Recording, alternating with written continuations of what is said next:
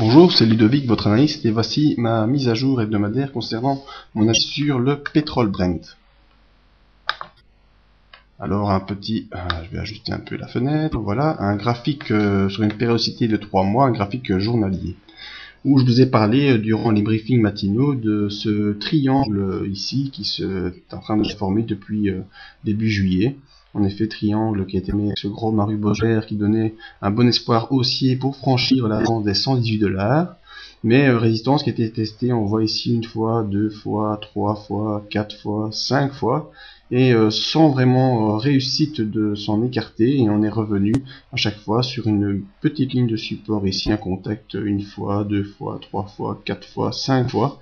Donc c'était une ligne haussière comme ça, oblique, qui faisait ligne de support, et donc au fond de cette ligne oblique et de cette ligne horizontale nous forme un joli triangle.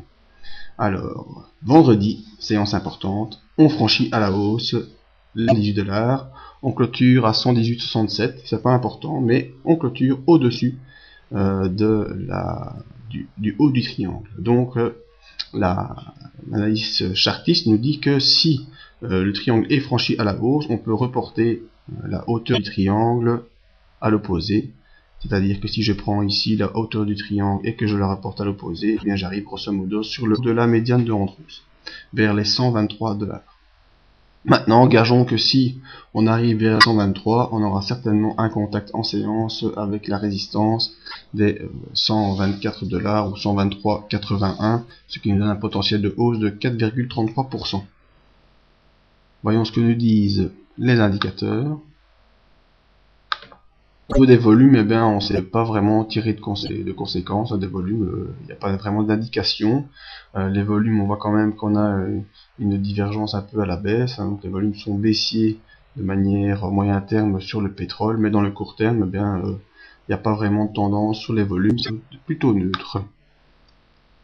Voyons, le stochastique qui nous montre les impulsions. Eh bien, le stochastique, lui, se trouve déjà depuis plusieurs séances dans cette zone de surachat. Ça ne veut pas dire que ça va directement s'écrouler, mais qu'il y a danger d'un retournement baissier et qu'il faut surveiller les signaux graphiques. Le MACD, lui, par contre, est toujours au-dessus de son signal, bien au-dessus de 0, et on voit quand même qu'au niveau de l'histogramme, eh bien, il y a aussi une diminution de la force du MACD qui nous alerte un peu sur un possible retournement, mais ce n'est pas pour l'immédiat. Donc au niveau graphique, on voit qu'il y a franchissement de cette résistance des 110,5 $, qui nous donne un objectif haussier vers les 124 $, mais attention car les indicateurs nous alertent sur un possible retournement court terme et donc un possible retour sous les 118. Et s'il y a un retour sous les 118 $, il y aura probablement contact avec cette médiane de Andrews haussière. Et à noter aussi le resserrement des bandes de Bollinger. Vous voyez, la bande de Bollinger supérieure devient rouge et la bande de Bollinger inférieure est verte. Donc elles convergent les unes vers les autres, ce qui peut donner aussi un resserrement du cours vers la F20.